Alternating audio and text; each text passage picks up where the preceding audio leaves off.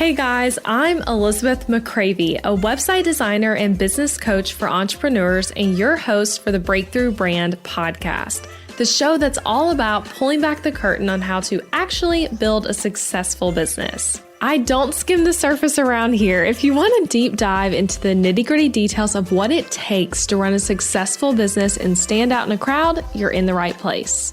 After creating a multiple six-figure-a-year website design business in my 20s, I'm ready to share everything I've learned and everything I'm still learning because I believe the keys to building a thriving business should never be a secret.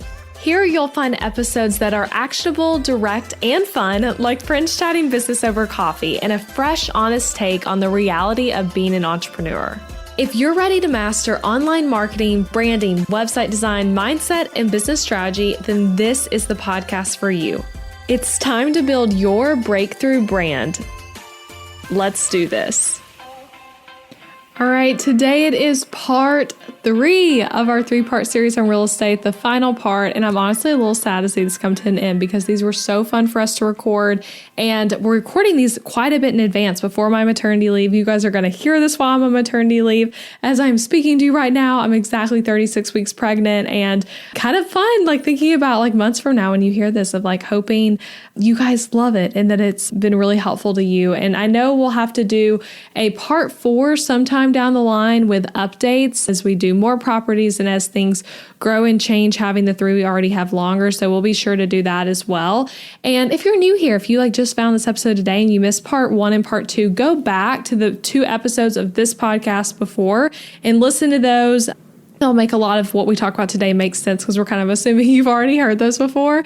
And we're talking about some really fun stuff today. And especially towards the end, some stuff that's outside of the topic of real estate, but more just about investing in general. So especially for today's episode, if you're like, real estate's kind of cool, but I don't know if that's what I want to do, or like, I'm definitely not ready to do real estate, the last like 2 or 3 questions are going to really be perfect for you of talking about other ways to invest your money and grow wealth for yourself and your family. So here's the scoop. Here are some of the questions we're answering. So we talk about setting up an official business for your real estate business. Why or why not to do this, LLCs, stuff like that. And if you're an online business owner, you probably already know some of that stuff, but it might be helpful to even hear it talked about through the lens of a different kind of business.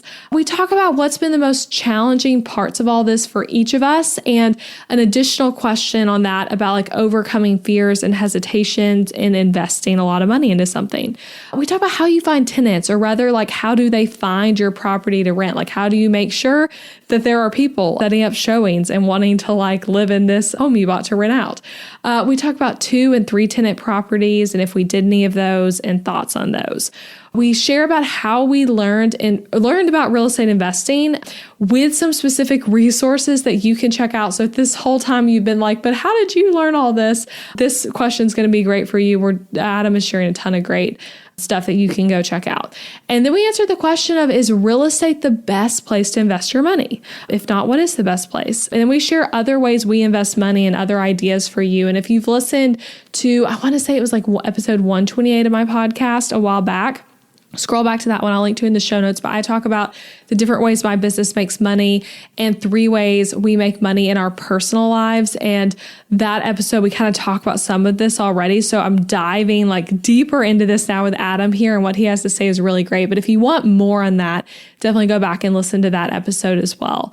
So that's it. That's what we're talking about today, and a few other things as well that I didn't just mention. But again, I hope you've loved this series. And if it has been impactful to you, please let me know. Leave a review for the podcast. You can just do the rating, or you can write something if you want to, and definitely send me a message or share on your stories and tag me or something so I can see it. And I'll be sure to show all those to Adam too when you guys share, so that he can also know, since he's not on social media, about like what you guys are thinking of everything. So without further ado, here's part 3 of our 3-part series on real estate.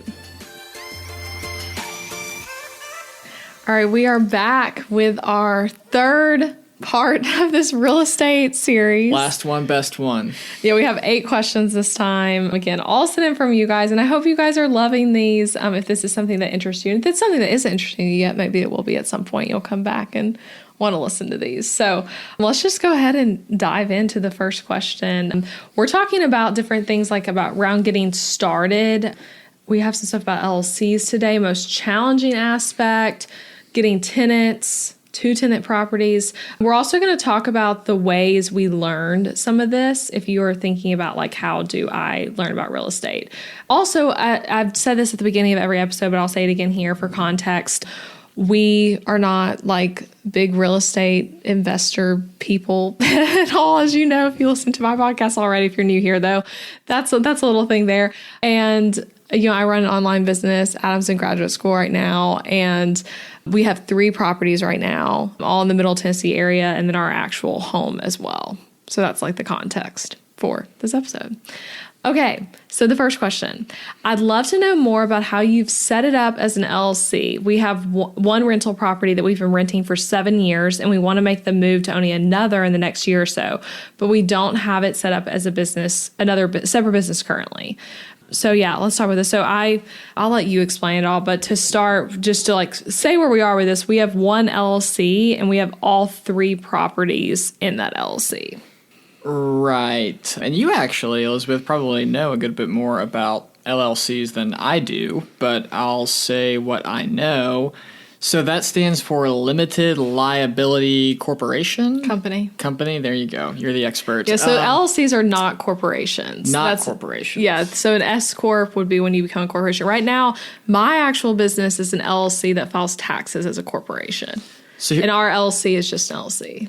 Here's my layman's understanding of it. It's creating a wall of separation between your personal assets and the business's assets in the event of a lawsuit. So I think it's a pretty good idea to have your rental properties housed in an LLC. Let's say that something goes wrong and a tenant is suing you. I really mashed tenant and suing together there. A tenant is suing you. Let's say they win. If you've set it up as an LLC, they can only sue you for the assets that are in the LLC, so the actual rental property. That lawsuit cannot extend, or the liability from it cannot extend into your personal finances. If there's no LLC in place, all of your assets are liable or potentially liable. Is that accurate? Yes, because you and your business are considered one and the same. So anytime you have a business, you're like automatically being able to be a sole proprietor. An SP is what you hear people call it. So that's kind of how it would be considered if you kept your real estate within your personal finances completely and not in an LLC. And then, so it seemed like a no-brainer, right? To do it. It seems like something you probably should do. It's not hard to do. You can figure it out pretty quickly. It's pretty cheap. At least when we did it, it was a $300 fee for the year. That's sure for the state of Tennessee. So different states are different costs, but sure, yes. So the politics of your state will have some effect on that. But at least in Tennessee, it's not much of an expense. One thing that's interesting, Elizabeth said this, we put all 3 of our properties into one LLC. Technically, that's not giving us maximum protection. Maximum protection would be to put all of them in their own LLC. That seems like overkill. Ultimately, you're hedging against a fairly unlikely scenario, a pretty unlikely scenario that you're being sued for everything you're worth. That's probably not going to happen. So, at least for us, it didn't seem necessary to take the protection all the way to the max. The number in my mind is 5. I actually spoke with a real estate attorney whenever we were deciding all of this. He said he sees a lot of investors do that. It seems to make sense. Again, we're not lawyers. We're not trying to give you advice. But putting a few together in one LLC still seems like a level of risk that is pretty tolerable, and it keeps you from paying a $300 fee for every single property. Yes, because you keep having to pay the LLC fees year over year. And with that, so we talked to a real estate attorney. We also asked our accountant. So we got the thoughts of 2 people on that. And then as far as picking the LLC name, that was interesting because my instinct was to put our name into the LLC name, because that's what I did for my own business. My business LLC is Elizabeth McCravey LLC. But we actually did not do that. We made up a name, completely made up, that has meaning to us, but does not have our last name or first names or anything like that in it. So that's something to think about, because then you can kind of do business more anonymously in a sense when you're buying properties if you want to, which could be helpful. And, when doing it, that was actually setting up the LLC was something I did, which was fun. And I did that for my own business forever ago, it feels like, even though it wasn't that long ago. Because I actually waited a while to become an LLC as a business owner, which for a lot of you guys who run similar businesses to me, you don't necessarily need to do that immediately for that type of business. But anyway, I set it up. It's basically the same thing. And thinking back to like the first episode we did on these real estate stuff of like having different roles you all are doing when you're not splitting everything 50-50 in business together as doing real estate stuff.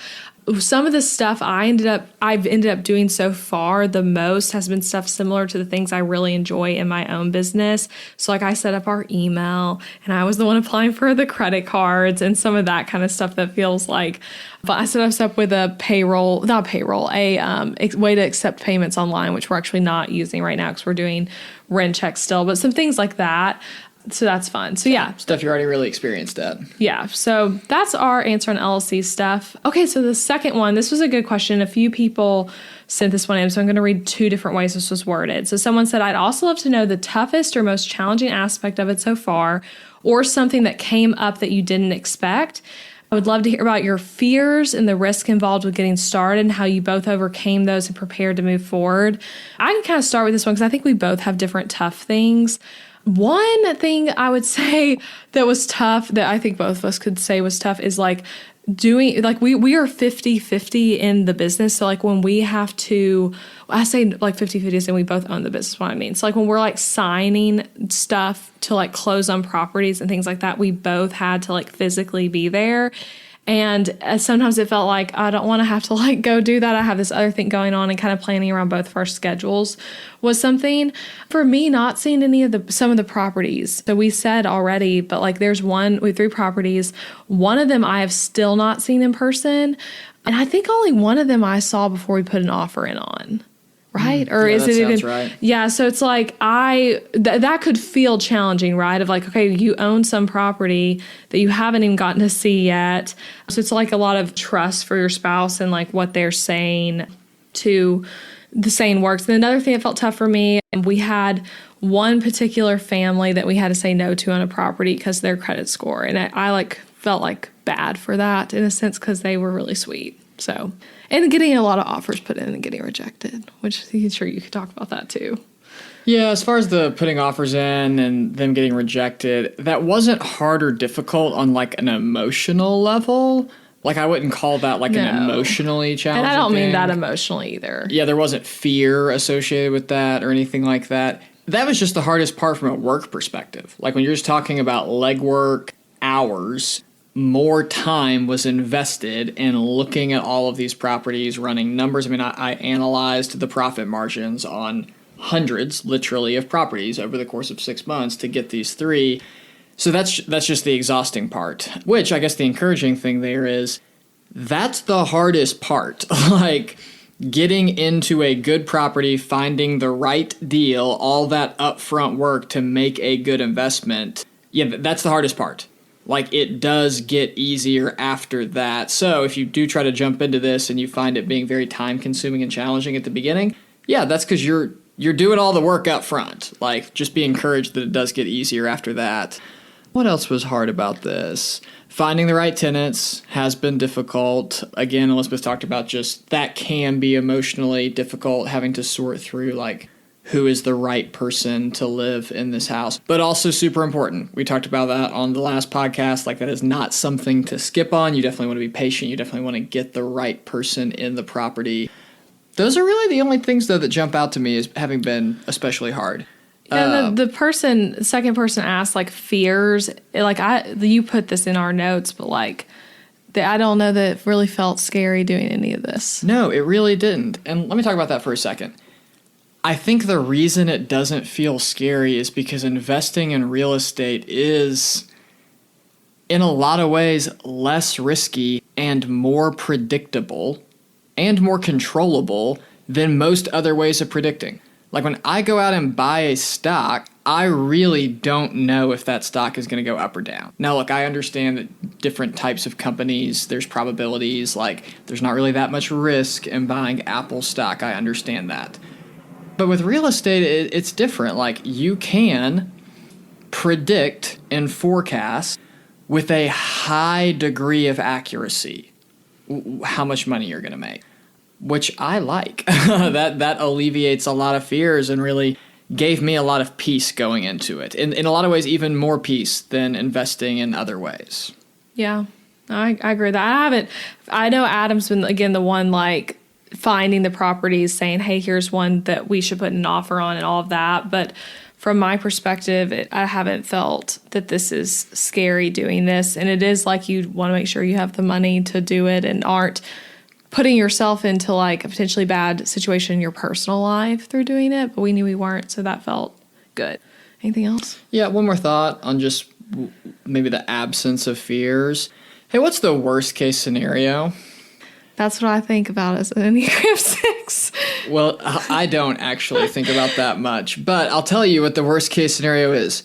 That for some reason your plan doesn't work and you have to sell the property. Yeah. And in that case, you will get all or almost all of your money back out of it. Like, that kind of thought was with me the whole time of, hey, let's say we pick a bad property. Let's say we have trouble leasing it. Let's say this ends up being more work than we think. Whatever. Let's say we can lease it, but not for as much as we thought. Like, so what? That means we have to sell it.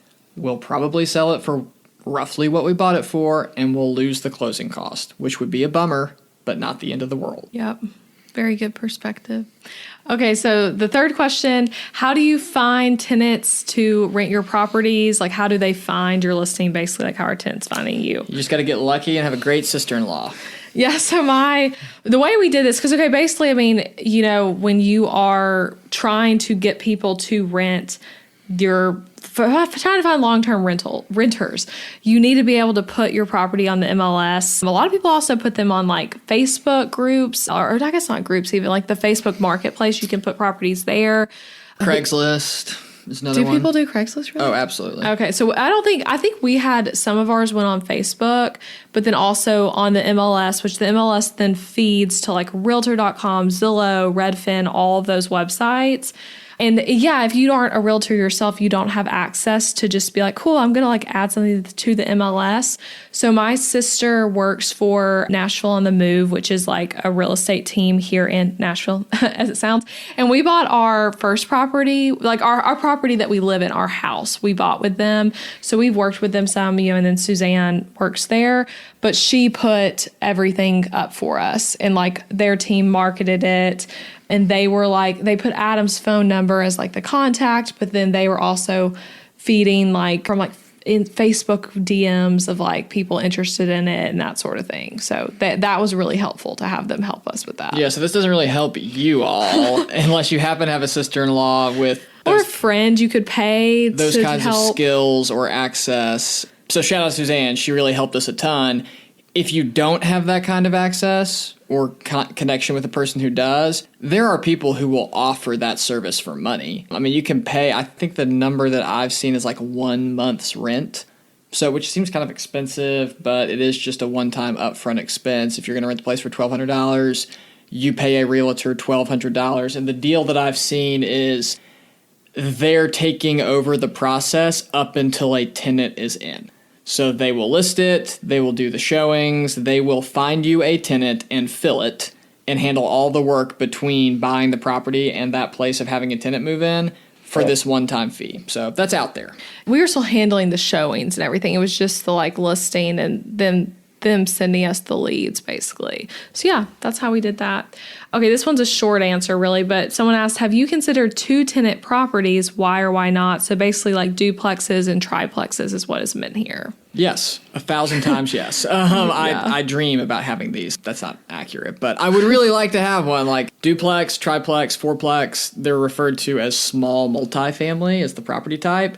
And yeah, they're incredible. I don't know that we ever put an offer in. I was putting our notes. I think we bought it. We almost did that. Yes, we looked hard at 2.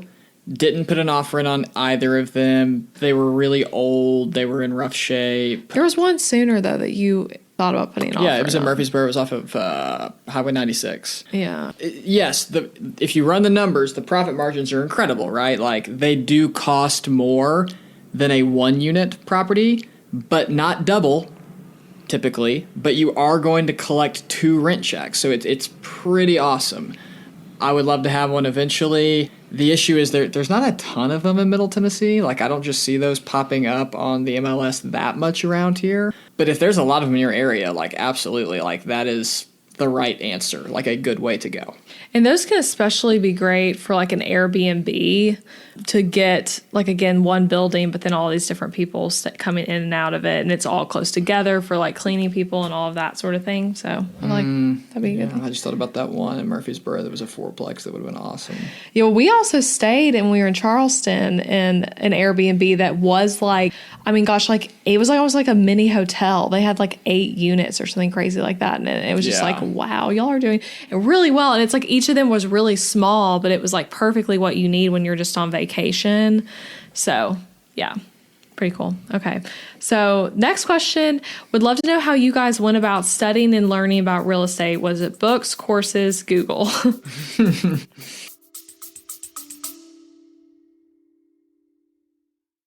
Interrupting this episode with a suggestion for the small business owners listening. Ever wonder what you should do for healthcare when you and your spouse are both self-employed, so there's no work-provided health insurance to participate in?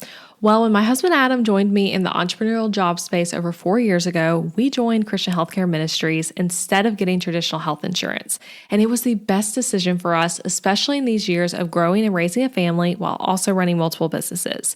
CHM is a health cost-sharing ministry and is a faith-based alternative to health insurance. We did tons of research before choosing CHM, and if you know me and Adam, you know we are all about doing the math when making big or small financial decisions. And even though it's not insurance, CHM shares 100% of eligible medical bills, which is more than the typical 70 or 80% of medical bills paid for by insurance companies. All sharing is determined by the CHM guidelines, which you can check out before and after joining. And for the mamas and mamas-to-be listening, you truly cannot find a better healthcare option for maternity care. I had a vaginal delivery and a C-section and birth center care and hospital care between my 2 pregnancies and births, and it was all 100% shared for. And outside of birth, we've had our share of emergency room visits and procedures as a family, and those costs were all shared by members at Christian Healthcare Ministries, leaving us only paying our monthly contribution. CHM is less expensive month to month than insurance, and because there's no network, you can choose your care with whichever providers best fit your family. I seriously just cannot recommend Christian Healthcare Ministries enough. You've got to check them out. Go to elizabethmccravey.com/CHM for more information. Also putting that link in the show notes, elizabethmccravey.com/CHM. Now back to the episode. Bigger Pockets is incredible. If you really do want to get into this and you want to learn a lot, just go check them out. They have a website. Podcast too, yeah. Yeah, it's like a universe, kind of like like Marvel is like a universe. That's kind of how Bigger Pockets is. They have a website. They have communities that you can join, membership. They have several different podcasts at this point. They publish a lot of books, dozens of books at this point. Like, it's a sprawling real estate entity. They're incredible. What we're giving you is the, hey, we're fresh off of the first step perspective, which is really helpful, right? To hear somebody talk about what it's like to learn it for the first time. But we're not the experts. If you want the expert perspective, then Bigger Pockets is where you go. Yeah. And then you had another book. We talked about the book on, what was that on the first episode? What was that book again that I bought but then didn't read that you read? I think it's literally on my bookshelf. It's actually not. It's called The Only Guide. The only investment book. What is that you'll ever need? The only investment guide that you'll ever need, I think. Yeah. So we can link to those. And then what's the other book you'd recommend? How to Invest in Real Estate by Josh Dorkin and Brandon Turner, which are kind of 2 of the central content creators at Bigger Pockets. Again, they've written a ton of books, but the one to start with is just how to invest in real estate. They're going to do some really helpful things. They'll do a very quick overview of all of the different approaches. So the buy and hold long-term rental, flips, short-term rentals, and a lot of other more creative and less popular but interesting approaches. Then they're going to spend a lot of time talking about financing. I mean, I think they give like 25 different ways to go about financing a purchase other than just whipping out 20% down and going through a bank. So that could be really helpful to learn about. And they also just like walk you through the basic movements of how to analyze a property. Like they're going to give you 3 or 4 math equations that really are math equations that will help you analyze properties and run numbers and figure out what's a good investment and what's not a good investment. Again, all essential information, and it's a fast read. I mean, like 120 pages. Yeah. Do you feel like you did a lot of Googling?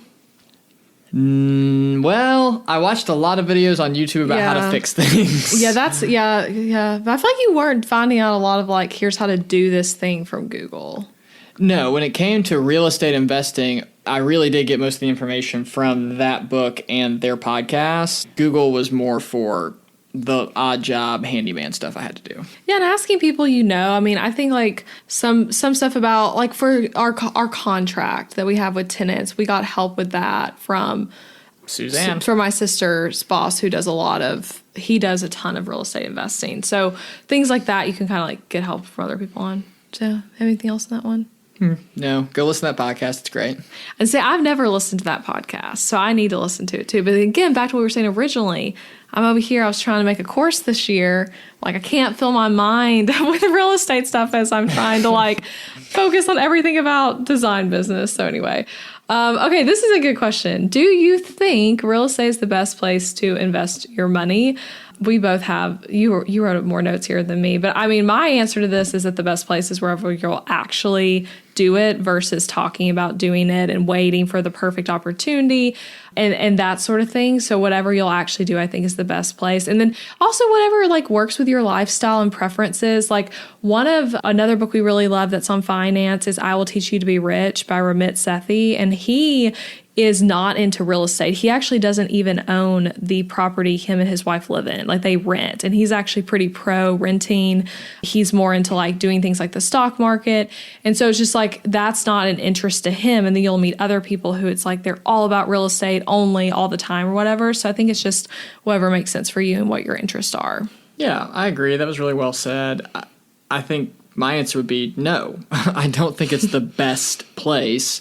I think it's a really good one and might be the best for you if it's what you're drawn to. I think different classes of investing make sense to different people, right? Like some people are going to look at real estate. It's going to seem intuitive. You're going to get it. You're going to like it. Okay, then that's probably a good sign that this is indeed the best place for you to put your money. Doesn't mean it should be the only place you put your money. Obviously, diversification is important. You should be involved in multiple asset classes for sure. But it makes sense to me that each person is probably going to have one that you're a little bit more drawn to and get more excited about and want to understand, and real estate is a really good one.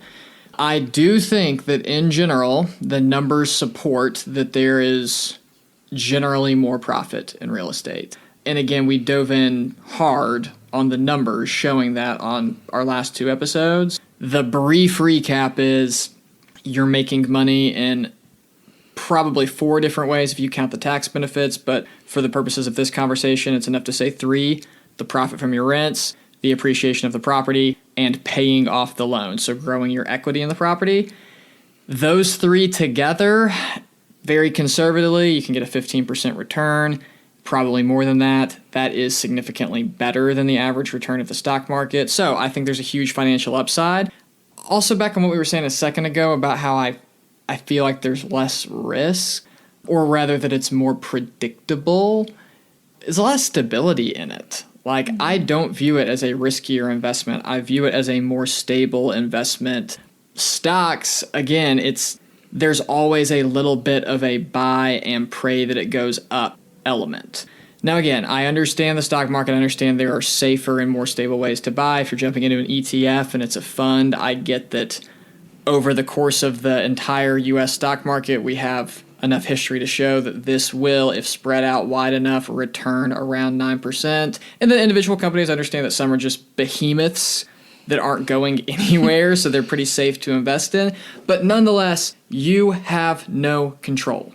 Like when you buy stocks, that's the last thing you get to do. And now you just hope it goes up.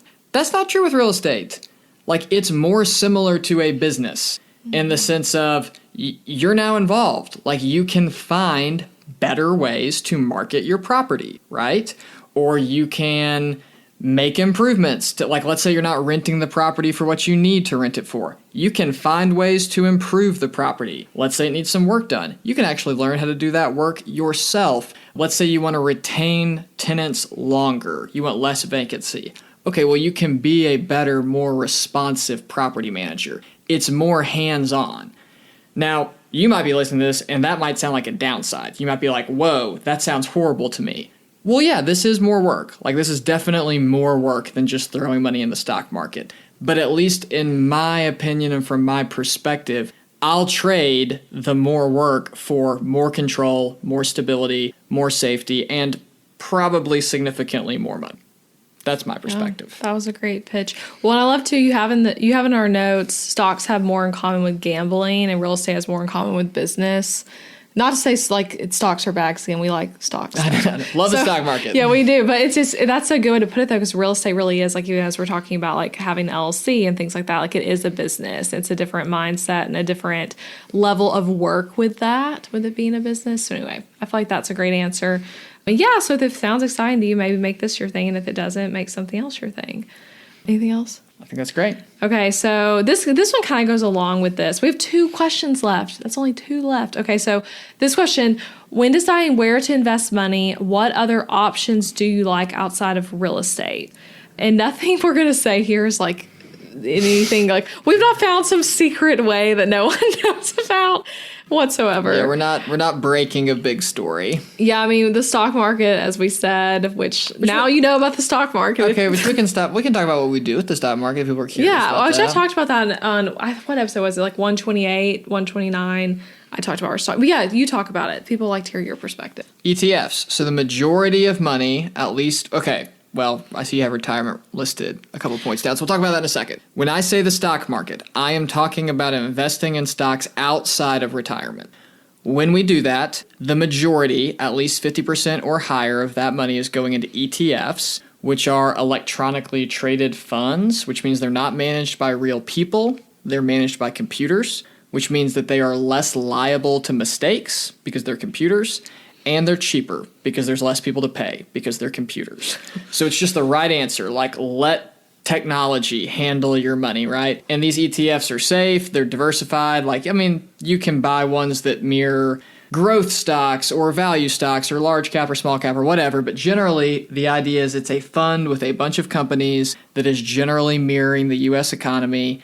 And again, like we've said on this podcast before, that means it's probably over the course of the lifetime of investing going to return 9% annually on average. Been doing that for 100 and something years, the U.S. stock market, I mean.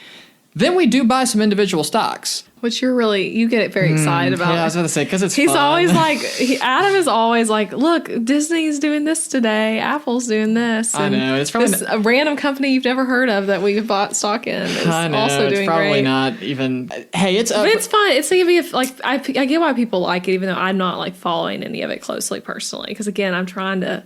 had to focus on a couple things this year and let everything else go. Yeah.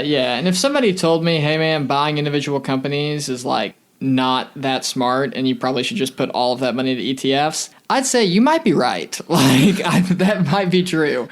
I still enjoy buying individual stocks, and I think at least that I've convinced myself that sometimes it can be a good idea. Obviously, we're putting more money into large, safe companies like Apple and Google and Disney. What's your favorite stock to look? What's your favorite stock that we don't own but that you want to own? Or what's your favorite one to watch in general? Well, I like watching Lemonade the most because it swings wildly. What even is Lemonade as a company? I still haven't looked at their website. We know what they are, but we have bought it's a an bit of stock insurance with company. them. Yeah. The reason that they're so much fun is because the wild swings make it really... I mean, it'll be up 15%, then down 12%. It's just fun to watch. Also maddening if you own it. Anyway, that's what we mean when we say the stock market. Mostly ETFs. And then with a limited amount of money, picking individual stocks, mostly offset to large established companies, but with some kind of speculative plays like Lemonade.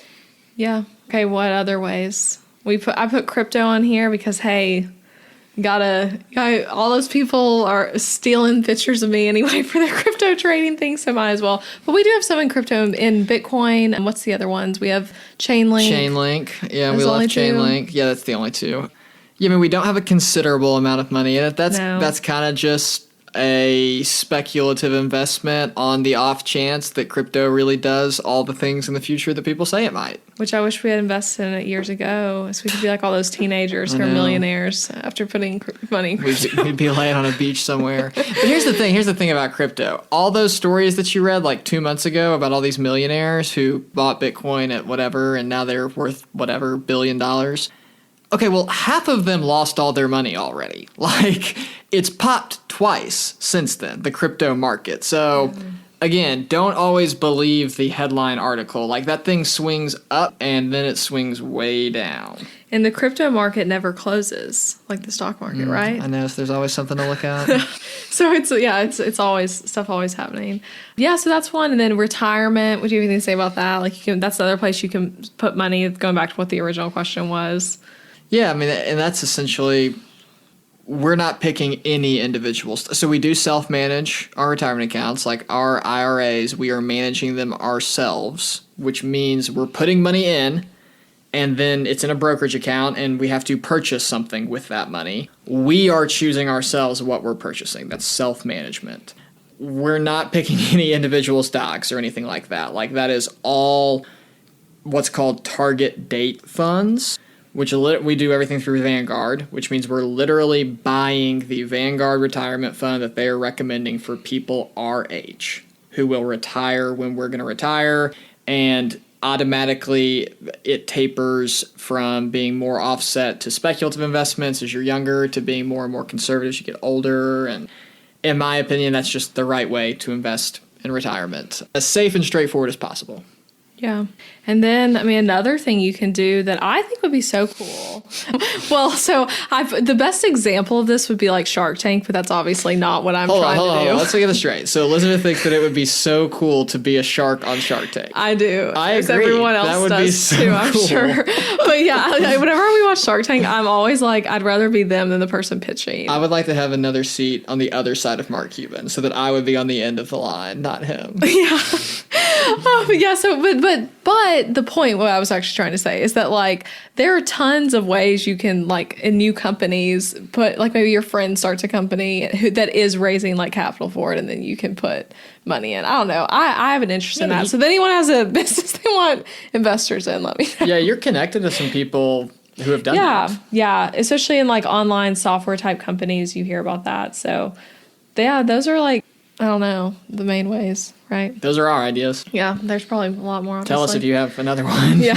Okay, and then the final question to end this little 3-parter on real estate. Well, one question we're getting is what's next? Like, what else are you going to do? Which at the time, we had only had one property when you guys were asking that. But like, so right now we have 3 properties. Like we said, they're all long-term rentals. Each one has a tenant in them. And yeah, we've talked about buying another property sooner, even though the market is crazy. Again, at the time we're recording this, we're at the end of July of 2021 right now. And then we also have thought that whenever we do buy a property for ourselves, when we buy our next house that's for us to live in, keeping our current home and having that become our 4th property. Yes, I think that's the only next step that we kind of have a pretty clear idea on. Because think about it. It makes sense, right? Like, we know that the house that we're living in, while we could live here for a long time, like, we're not in a rush to move, but it's not the last house that we're going to buy. Like, we as a family will live in another house. We know that. So we're going to have to buy another primary residence. We also know that we would like to have another rental property. Like, not sure when that's going to happen, but we know that 3 is not the final number. At some point, we would like 4.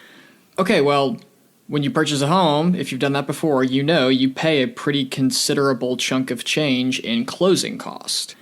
So by holding on to our current house and making it a rental property and just going out and buying one additional house, the next primary residence, it's basically a way to get 2 houses for one, so to speak. Like, that's us buying another house to live in for ourselves when we need that, and setting up our next rental, but only having to make one purchase, only having to pay closing cost one time, instead of selling our current house and then going out and making 2 additional purchases and paying double the closing cost.